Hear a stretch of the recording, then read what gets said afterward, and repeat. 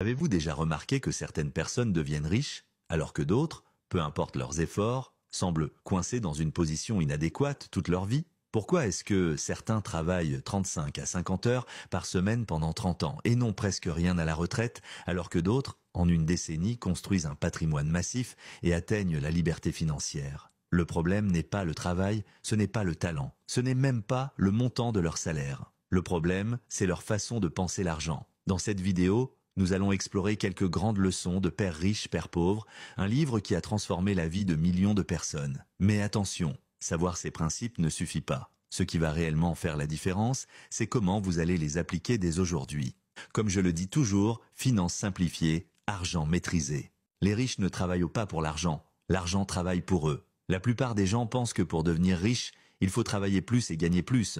Mais c'est faux. Si vous échangez votre temps contre de l'argent, vous serez toujours limité. Vous avez 24 heures par jour. Vous pouvez travailler plusieurs heures, mais vous finirez épuisé. Même avec un salaire élevé, votre revenu s'arrête dès que vous arrêtez de travailler. Les riches, eux, pensent autrement. Ils construisent des systèmes qui leur rapportent de l'argent même quand ils dorment. Prenez un instant et posez-vous cette question. Si demain je perds mon travail, combien de temps puis-je survivre avec mes revenus passifs? Si la réponse est quelques mois au mieux, alors vous êtes dans un piège financier. Et votre objectif doit être de trouver un moyen de générer de l'argent sans travailler activement. Et pour cela, il faut comprendre la différence entre un actif et un passif. Un actif met de l'argent dans votre poche, un passif vous en enlève.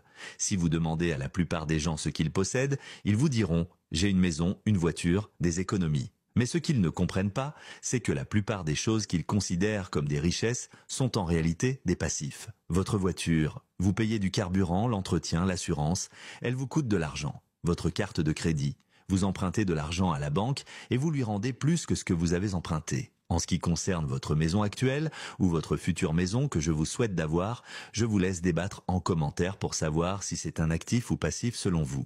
Les riches font exactement l'inverse, ils accumulent des actifs.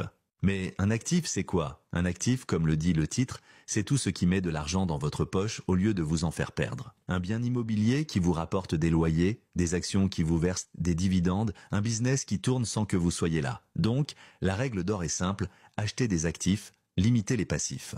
Si vous voulez sortir de ce piège financier, chaque euro que vous gagnez doit être utilisé pour acheter un actif et non pour financer un passif. Et pour bien comprendre cela, il faut aussi changer votre façon de voir l'éducation financière. Depuis l'enfance, on nous répète inlassablement la même formule « Travaille de bien à l'école, décroche un bon diplôme, trouve un emploi stable et tu seras en sécurité financière ». Pourtant, cette croyance est l'une des plus grandes illusions du système éducatif moderne. Des millions de personnes suivent ce chemin à la lettre et, des années plus tard, malgré un diplôme prestigieux et un salaire confortable, elles se retrouvent coincées dans un cycle d'endettement, d'incertitude et de stress financier. Pourquoi?